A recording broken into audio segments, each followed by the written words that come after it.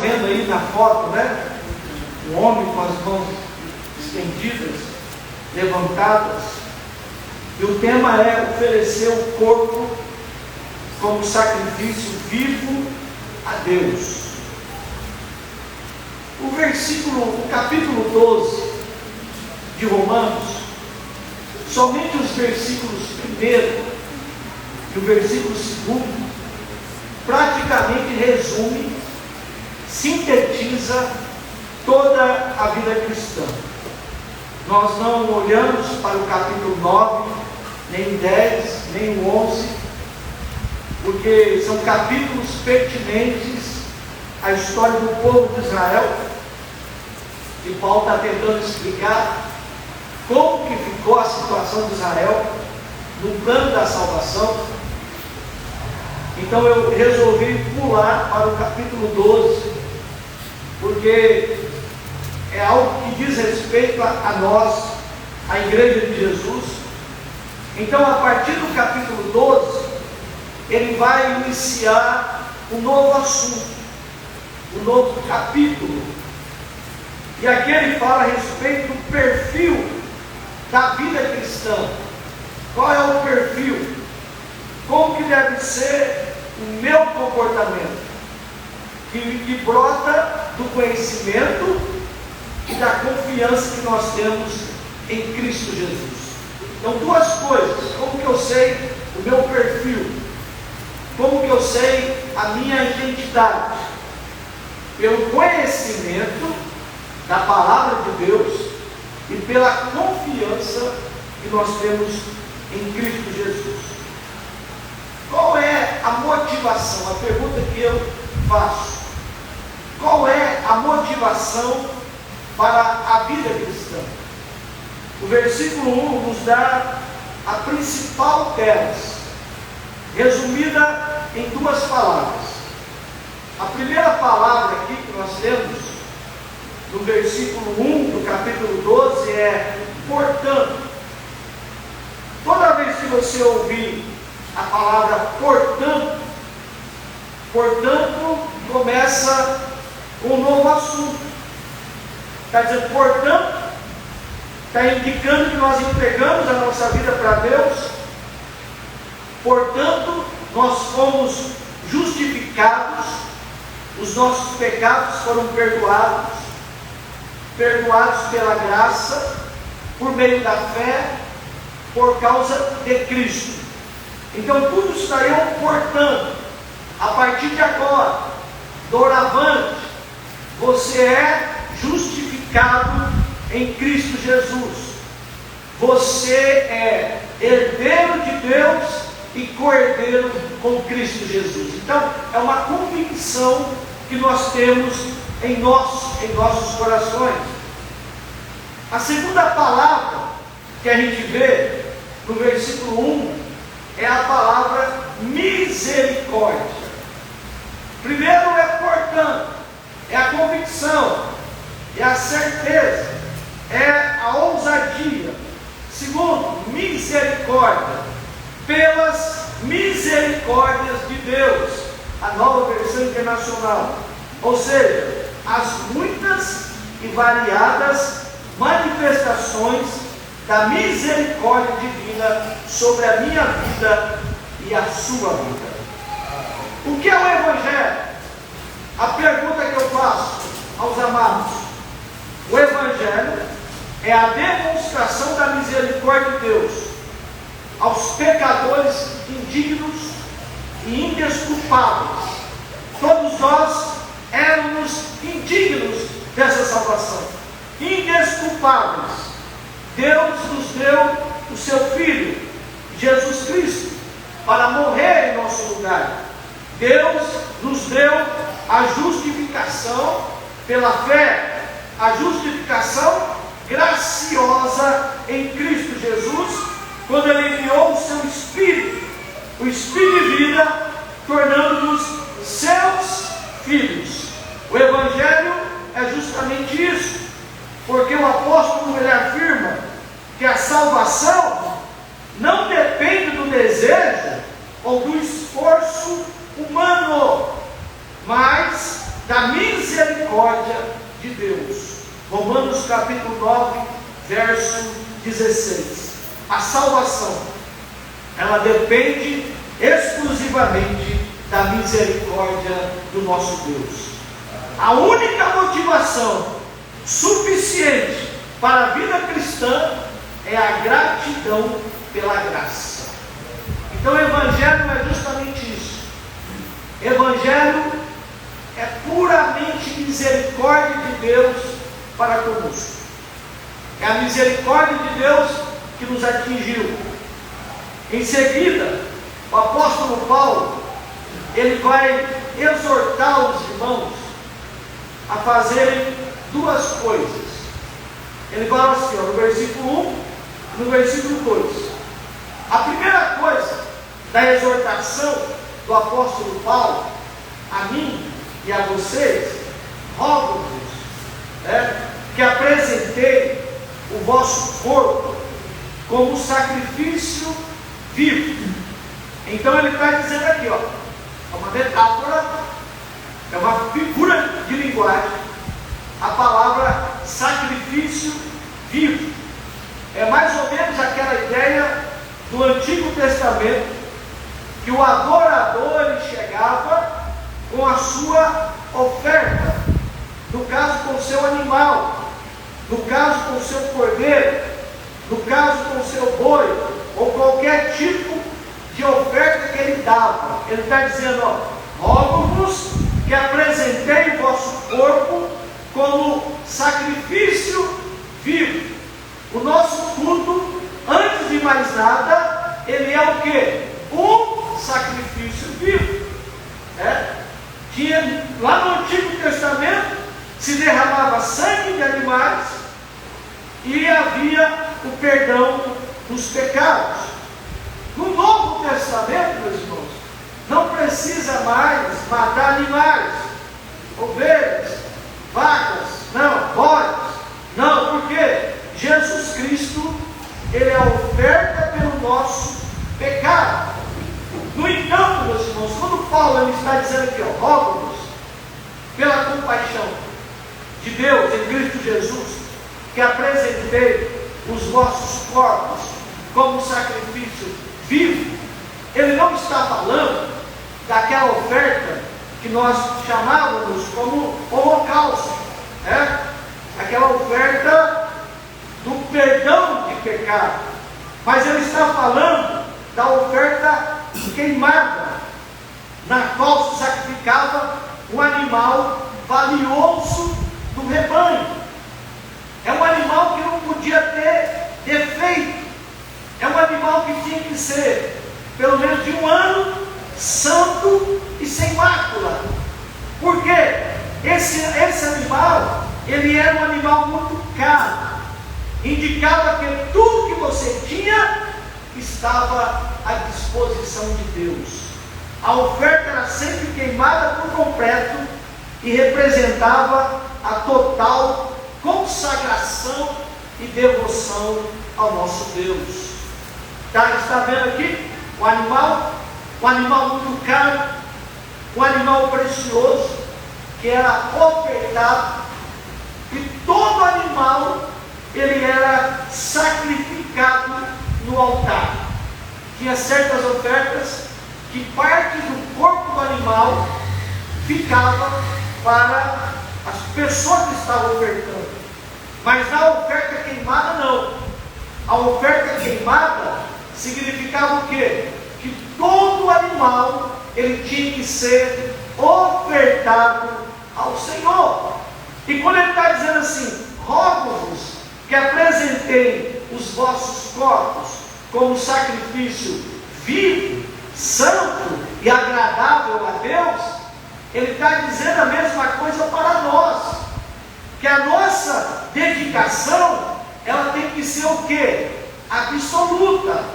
Que a nossa dedicação, ela tem que ser o quê? Sem reserva. Nós temos que entregar toda a nossa vida, todo o nosso ser a Jesus Cristo.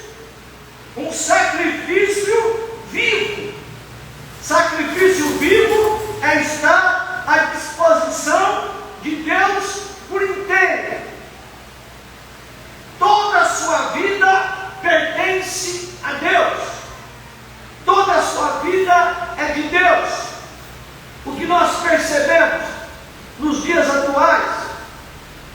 principalmente no meio da igreja, que nem todo mundo entendeu o que é ser discípulo de Jesus. Nem todo mundo entende o que é ser um sacrifício vivo.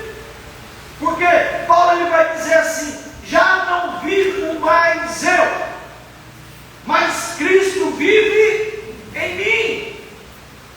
Não é mais a minha vontade que importa, não é mais o meu desejo que importa. O que importa é a vontade do Senhor. O que importa é a minha vida com Deus. Não é mais eu, mas a minha vida com Deus. Sacrifício vivo significa se dispor ativamente e obedecê-lo em qualquer coisa que ele diga em relação a qualquer área da vida. Isto é, uma obediência absoluta a Deus e a sua palavra. Uma obediência absoluta a Deus e a sua palavra. Eu estava vendo uma cena lá no supermercado essa semana, estava comprando algumas coisas lá, e vi um rapaz que é cristão conversando com alguém lá, estava passando a minha conta, e ele conversando com alguém. Ele falou assim: eu joguei em tal time. Tem esse negócio de jogar em time? Tem? Joguei no tal time e eu perdi. E o time perdeu. Eu perdi não sei quantos reais jogando naquele time. Eu sei que aquele rapaz, ele frequenta uma determinada igreja. Talvez ele não me conheceu e permitiu que eu ouvisse aquela conversa. Então, quer dizer, a conversa dele com aquele rapaz ali é uma conversa que gira em torno do quê? Do futebol. Tem crente que a única conversa que ele tem com as pessoas do mundo gira em torno do time dele. Mas em momento algum ele vai falar de Jesus para aquela pessoa. Eu fiquei imaginando, o cara é casadinho de novo, né? Não, gastando dinheiro em jogo, gastando o dinheiro que tem, jogando. O dinheiro é precioso, é igual a gente que vai jogar esses jogos aí, né? Joga lá na Loteria Federal também, gastando dinheiro em jogos, sabendo que o dinheiro é uma coisa muito preciosa, é o nosso esforço, é o nosso suor, e você pega o dinheiro e joga fora assim, alimentando essas pessoas, ficando cada dia mais ricas, mais poderosas, e a sua vida não muda quase nada. Então quer dizer, quando a gente fala assim, sacrifício vivo, é uma obediência absoluta a Deus e a sua palavra. Isso significa sacrifício vivo. E passivamente é estar disposto a agradecer a Deus por tudo que Ele envia em qualquer área da vida.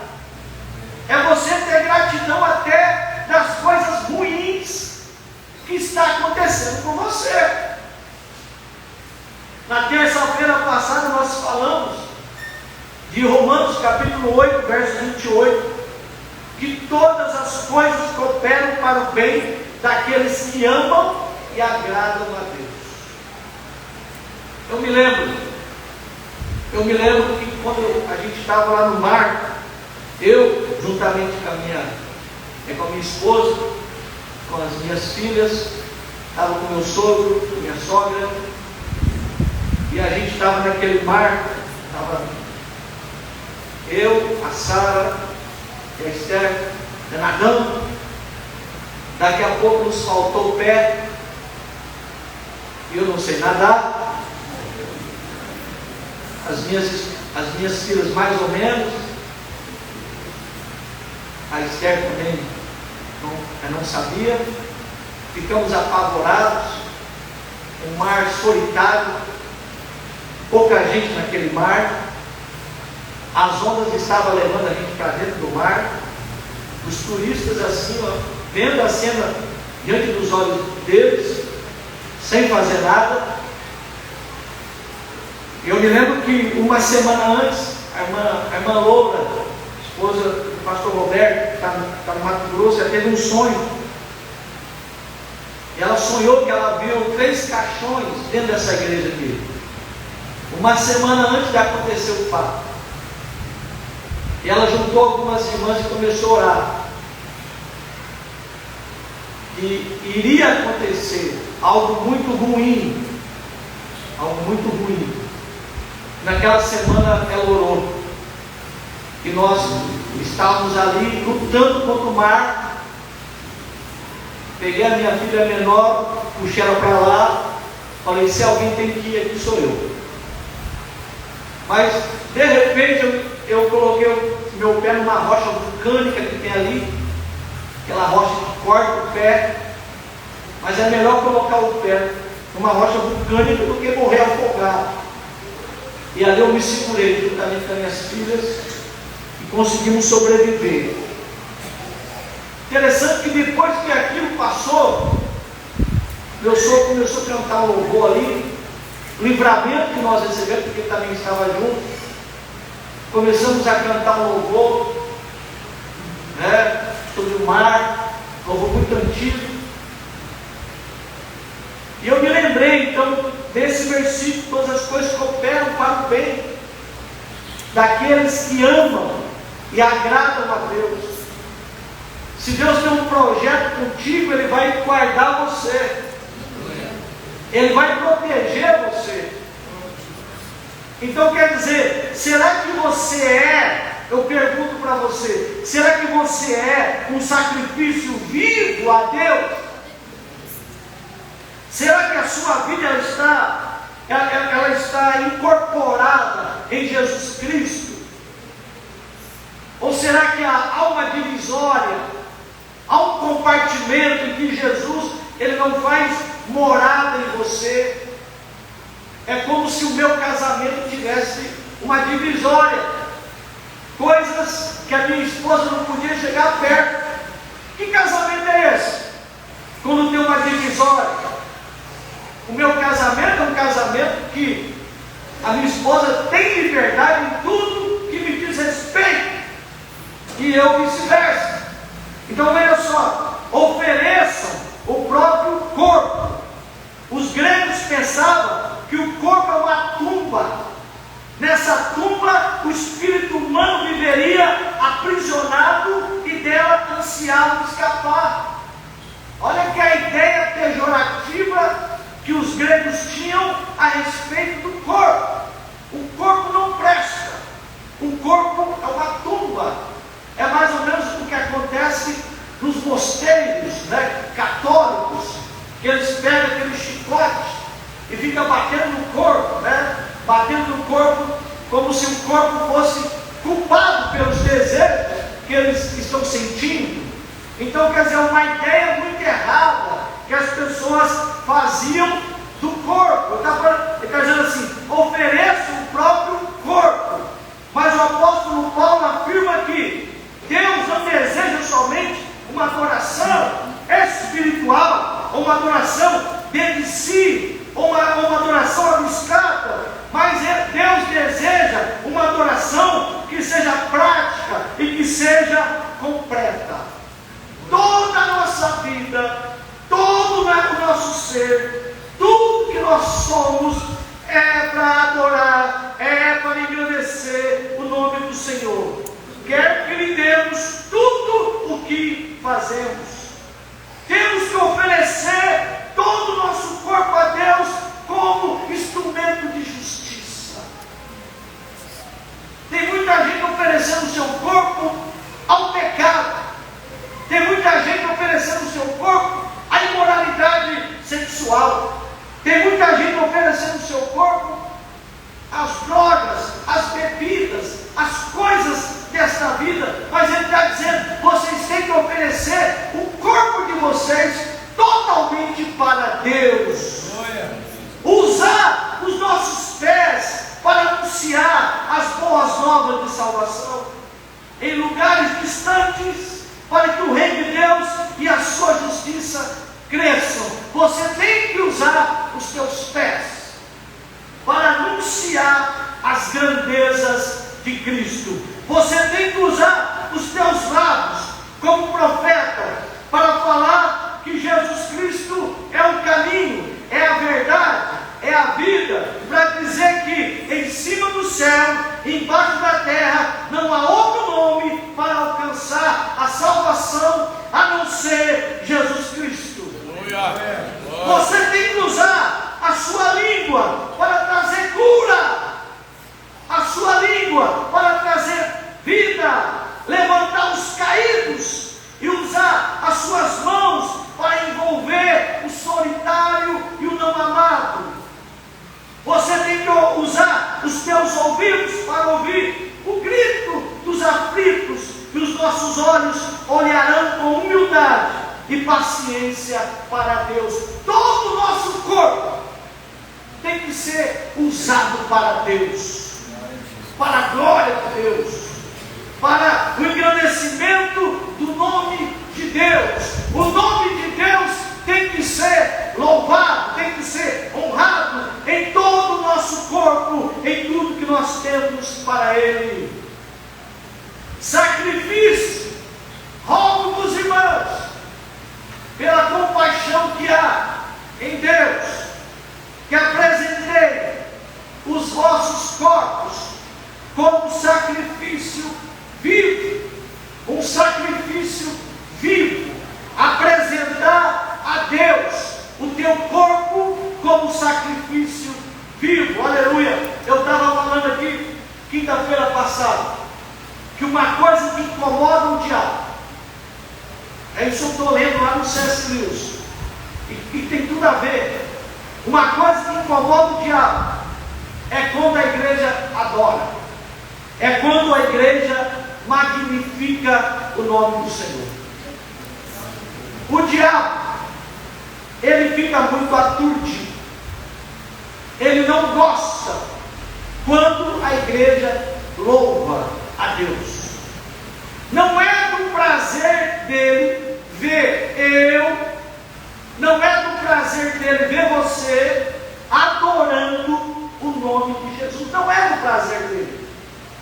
E tem muita gente que não entende isso. Tem muita gente que às vezes eu vejo que fica cantando essas músicas terríveis do mundo. Às vezes eu vejo adolescente da nossa igreja usando as redes sociais para botando essas músicas de fundo. Horrível, horrível, meus irmãos.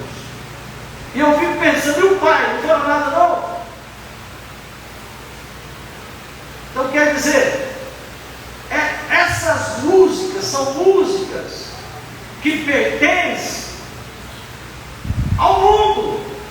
E toda música que pertence ao mundo faz parte do repertório do diabo. Funk, esse sertanejo aí, sertanejo que as pessoas ficam cantando, tudo faz parte do repertório do canto. E tem muita gente da igreja cantando as músicas do canto. Quando chega na igreja para cantar as músicas de Deus, porque a música do cão, o que faz a música do cão? Eu quero te pegar, eu quero te ver assim, eu quero te ver assado, não é assim? Baixa, baixa, levanta, levanta, não é assim? Essas nojeiras que vem lá do quinto dos infernos.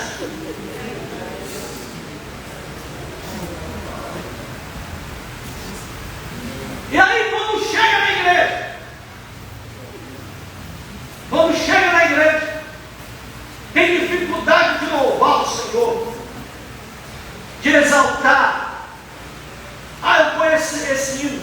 canta de novo. Eu estava pensando, os nossos irmãos que cantam tem que melhorar esse repertório, tem que cantar hinos novos aí, irmãos. Eu estou pregando sempre uma mensagem nova aqui, estou pregando sempre mensagem nova. Tem irmão que está acordando, você vai cantar a mesma música, a música já está até.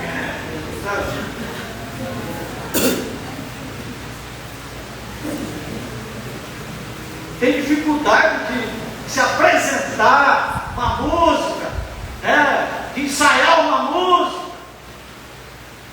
Você sabe o tempo que eu passei aqui preparando essa mensagem? Mais de 6 horas do meu dia eu gastei. É um sacrifício, mas é um sacrifício para o Senhor. É a mesma coisa o louvor. É a mesma coisa o louvor. Você pega um músico do mundo, ele fica ali horas e mais horas cantando uma música. E aqui nós vemos às vezes que nós temos dificuldade. Vai cantar, vamos ouvir, irmão, e canta sempre a mesma música. Às vezes nem sabe a letra direito da música. Isso é uma vergonha. Quem canta tem que saber tudo, sim ou não? Quem tem o ministério da música tem que saber a letra da música. Não ficar olhando para a igreja. Canta, igreja. É para você cantar. É você que é o cantor. É Deus deu um dom para você. A gente vai acompanhando quem sabe. A gente tem que ser um sacrifício vivo ao Senhor. Toda a nossa vida tem que ser do Senhor.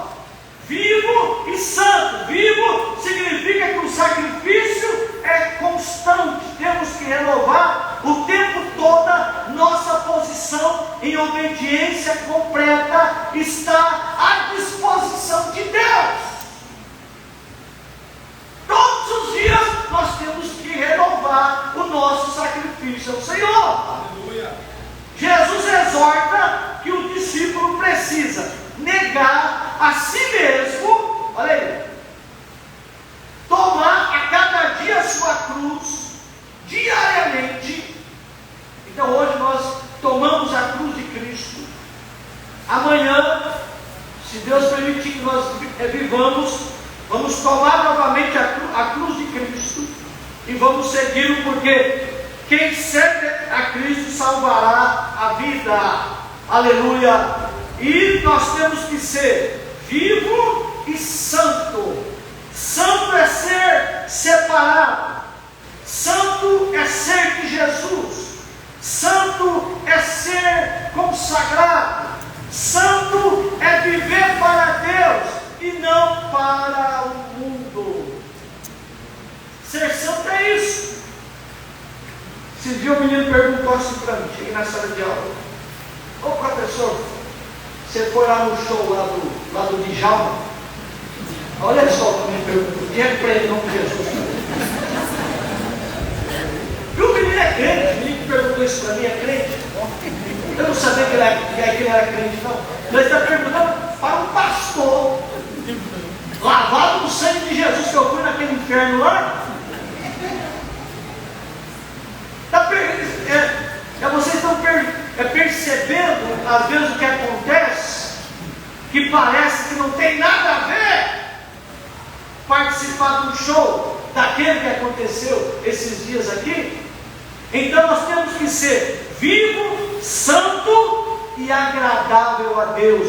O Espírito nos transforma de pessoas cuja mente era inimiga de Deus em pessoas cuja real natureza agora deseja amar e servir a Deus. Agora nós temos uma mentalidade espiritual. E não tem coisa melhor, meus amados, é de saber, é de entender, é que nós temos um Pai, que nós devemos chamá-lo de Abba Pai, Papai querido, um Pai que se agrada de nós.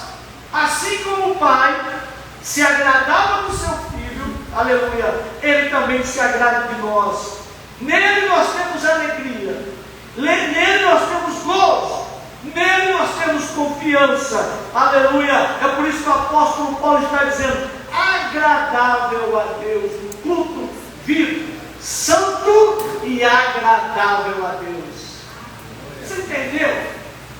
Olha que maravilha, você está cantando, você está aqui nessa noite, e você sabe que o Pai está olhando para você, aleluia, que o Pai te ama, que você é importante para Ele. Louvado seja o nome do Senhor. Todas essas coisas que eu falei para os irmãos fazem parte daquilo que nós chamamos de culto racional.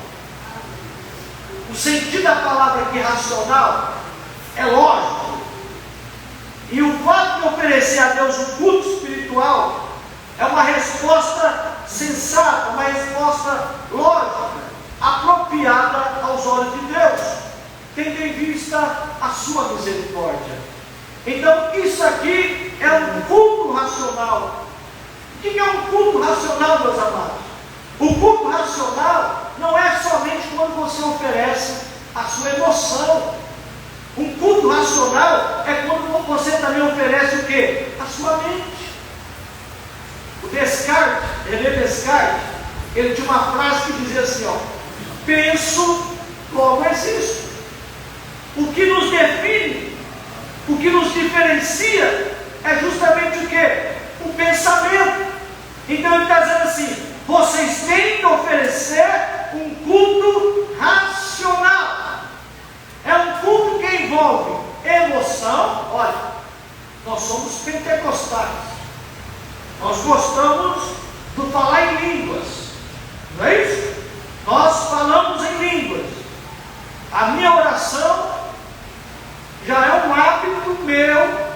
Toda oração que eu faço, eu falo em línguas, eu falo em mistério com Deus. Aí você pergunta assim para mim: pastor, mas você está entendendo? Olha só, eu estou falando em línguas, eu estou falando em mistério com Deus. E a pergunta: você está entendendo o que você está falando? De jeito nenhum.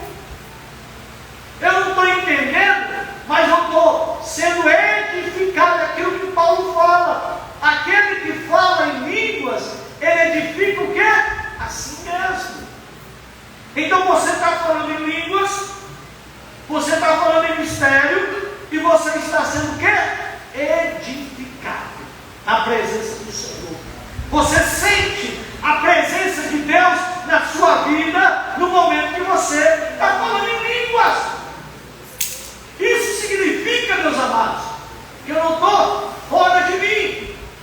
Interessante que lá no Espiritismo, na mesa branca lá, quando eles começam a bater na mesa, e o médium recebe um espírito, a pessoa fica o quê?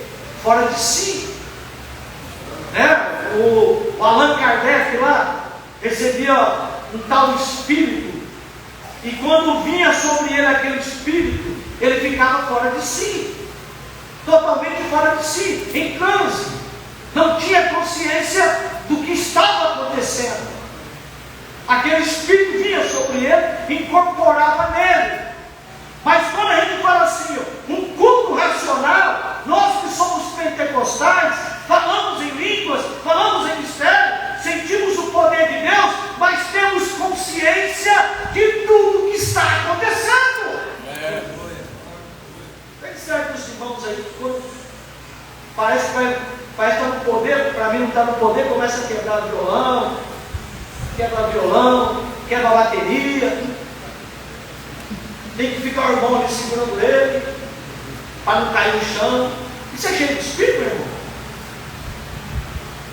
Você fica lá, vai cair, vai soprar nele, vai soprar, pelo amor de Deus.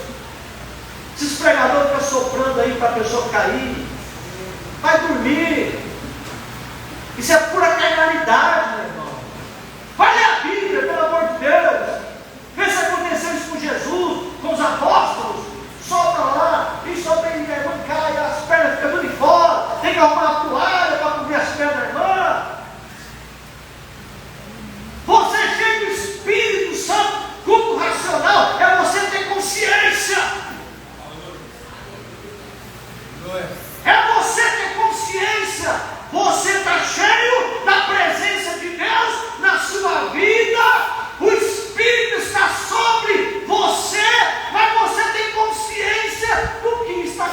acontecendo agora. Cadê o Nilo? Está aí, Nilo? Hoje não está? O Nilo, ele dá um negócio dele aqui, ele não. Mas ele tem consciência onde ele bate o braço dele. Ele nunca levou aquele braço em cima de ninguém. Eu fico sempre do lado dele. Você imagina, né? O perigo. Chora, eu estou ali, Senhor, misericórdia. Mas ele tem consciência. Ele está ali no Espírito da graça, né? Mas todos os movimentos dele ali é consciente. Ele está falando assim: um culto oferecido de mente e coração. É um culto de adoração inteligente, contrapondo-se um culto cerimonial, um culto sem vida, um culto religioso, um culto que não tem vida, um culto que não tem pegada na presença do Senhor. Aleluia! E o John Stott, ele bota uma ilustração aqui que eu achei interessante. Se eu fosse um roxinol, faria o que é próprio de um roxinol. Se eu fosse um cisne, faria o que é próprio de um cisne. Mas como eu sou racional, eu tenho de adorar a Deus. Aleluia. Você é racional, você tem que adorar, glorificar ao Senhor. Ele está dizendo assim, ó: não se amoldem ao padrão deste mundo, mas transformem-se pela renovação da sua mente. Paulo está exortando aqui para a igreja: não se amoldem ao mundo. Moisés também vai exortar o povo lá no deserto: não procedam como se procede no Egito, nem como se procede na terra de Canaã. Não sigam suas práticas. Ele está dizendo: ó, vocês não podem se amoldar ao estilo da vida egípcia, e muito menos vocês devem se amoldar ao estilo da vida de Canaã. Não devemos ser como um camaleão que assume as cores daquilo que o cerca. Não é para você se amoldar, não é para você se conformar. E essa mesma intimação Paulo lança agora ao povo de Deus, desafiando-os a que não se acomodem ou amoldem à cultura predominante. Não é para você aceitar o modelo da cultura predominante, mas sim que sejam transformados. Aleluia! Não permita que o mundo os esprema para dentro do seu próprio molde, mas deixe que Deus remodele as mentes de vocês a partir de dentro.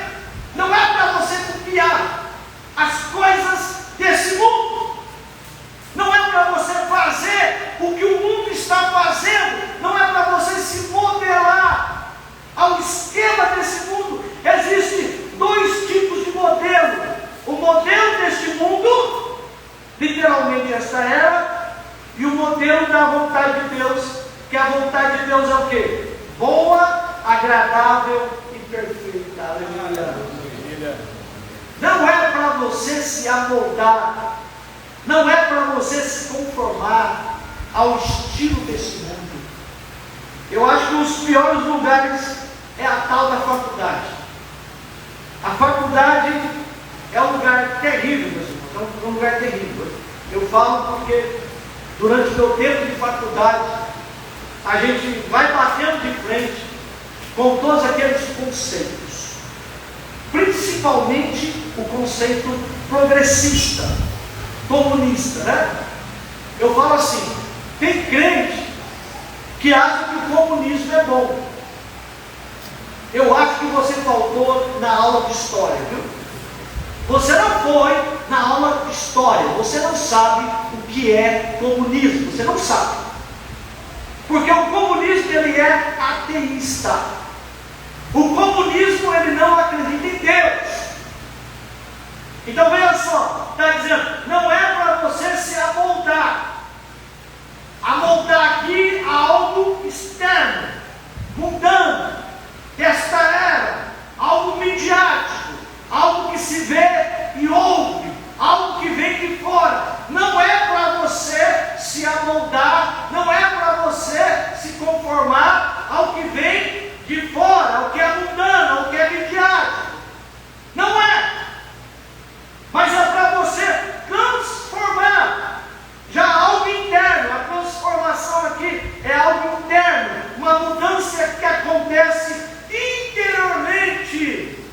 Então seria assim, a palavra: não adotem o padrão exterior e transitório deste mundo, mas sejam transformados em sua natureza íntima. Não é para você se amoldar ao estilo deste mundo, mas é para você transformar, renovar a sua mente. Transformados no grego aí, meus irmãos, é a palavra metamorfo, que é o verbo que Mateus e Marcos usaram quando descreveram a transfiguração de Jesus. A palavra transfiguração significa metamorfose. Marcos escreve que o próprio Jesus foi transfigurado diante deles. Ou seja, naquele momento que Jesus estava lá no Monte Tabor, juntamente com os discípulos, em que Jesus foi transfigurado, ocorreu uma mudança completa. Jesus modificou. Olha só que coisa linda. O interno sobrepõe-se o externo. Olha, Jesus naquele momento, o corpo inteiro dele tornou-se translúcido. Suas vestes ficaram resplandecentes e brancas. Seu rosto resplandecia como o sol. Naquele momento da transfiguração, Jesus entrou com as vestes brancas. E o seu rosto resplandecia como o sol. Ele foi o quê? Transfigurado. Ele foi o quê? Transformado. Ele sofreu o quê? Uma metamorfose. Assim também, os cristãos têm que ser transfigurados, mudados, renovados, de dentro para fora. Aleluia! Aleluia. Jesus, ele foi mudado de dentro para fora. Aleluia! Assim também acontece conosco. Enquanto que o mundo quer te mudar de fora para dentro, pela mídia, pelos aplicativos, pela televisão, pelas séries, quer te mudar de fora para dentro, o Espírito Santo ele te muda de dentro para fora. Aleluia! Você é transfigurado. Olha, éramos pecadores, vivíamos à mercê do pecado, estávamos enganados pelo diabo, iludidos pelo mundo e conduzidos pela carne. Essa era a nossa situação. Mas agora fomos transformados. Aconteceu uma metamorfose, aconteceu uma mudança em nossa natureza. Estávamos mortos, mas fomos vivificados pelo poder de Deus. Agora nós andamos em novidade de vida, na presença de Deus Pai, Deus Filho e Deus Espírito Santo. Aleluia. Glória. Não é para você se conformar a esse mundo, está dizendo o texto. Mas você tem que renovar a sua mente, você tem que transformar a sua mente. Paulo diz: não assuma a expressão externa, as modas, aos hábitos, aos trejeitos. Eu falo assim: boa noite a todos, não é isso? Aí tem gente que fala assim: boa noite a todos e a todas. Não, é errado, é a todos. Bom dia a todos. A todos, a todas, e agora tem todos também. Né? A figura de linguagem aí que eles estão usando, as expressões de linguagem, nós não podemos assumir, nós não podemos nos conformar com essas coisas que estão diante dos nossos olhos. É a artificialidade dessa geração corrompida. Meus irmãos, a nossa geração é uma geração corrompida. Hoje as pessoas querem ser uma bicicleta. Hoje a pessoa quer ser um cachorro. Você é o quê? Eu sou um cachorro. Aí se veste de cachorro, bota uma coleirinha e fica um puxando. Cachorro. Uma geração corrompida. E tem gente que fica falando: o que tem a ver? A vida é dela. É dela mesmo. Porque minha que não é. Quem quer ser um cachorro?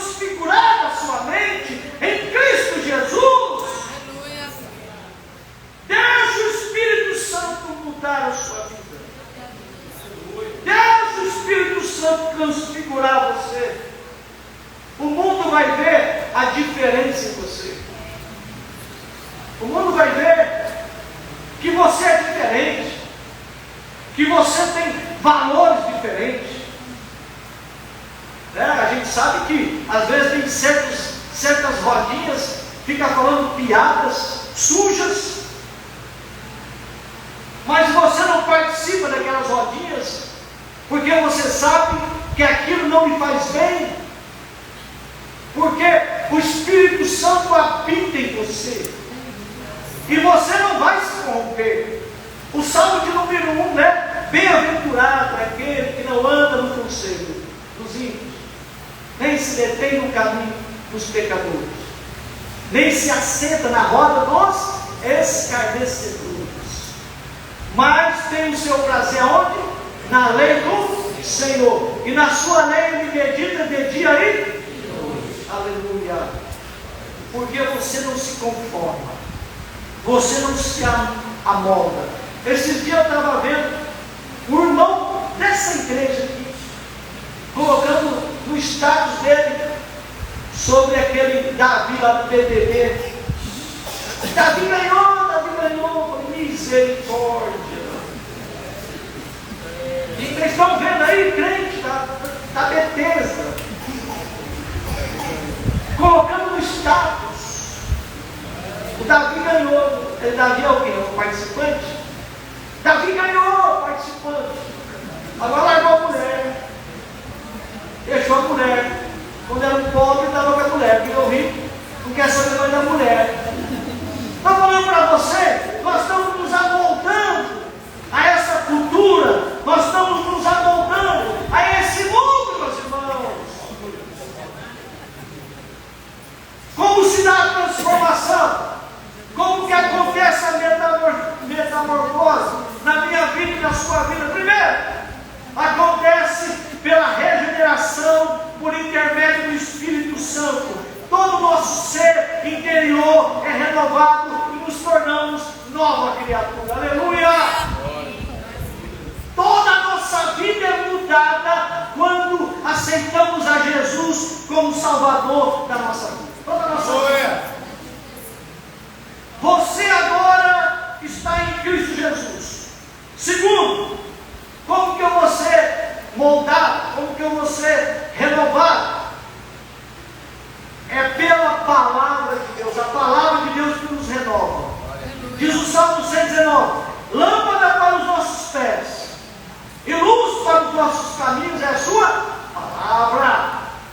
Também diz em Hebreus capítulo 4, versículo 12: a palavra de Deus é viva e eficaz, e mais cortante do que espada de dois gumes, e que penetra na divisão da alma e do espírito, das juntas e medulas, e discerne as intenções e os propósitos do coração. A palavra de Deus, ela é viva, ela é eficaz, ela é poderosa. Aleluia.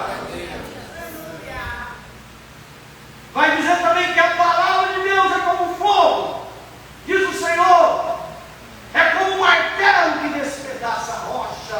A palavra de Deus é como fogo, é como um martelo que despedaça a rocha. E por fim, diz aí Isaías capítulo 55, versículo 11: assim será a palavra que sair da minha boca, ela não voltará para mim vazia, mas antes fará o que me apraz e prosperará naquilo que eu a enviei. Louvado seja o nome do Senhor. A palavra de Deus é poderosa, a palavra de Deus é lâmpada, é luz, a palavra de Deus ela é viva, ela é eficaz, a palavra de Deus é um martelo, é um fogo, a palavra de Deus ela cumpre o seu propósito na minha vida e na sua vida.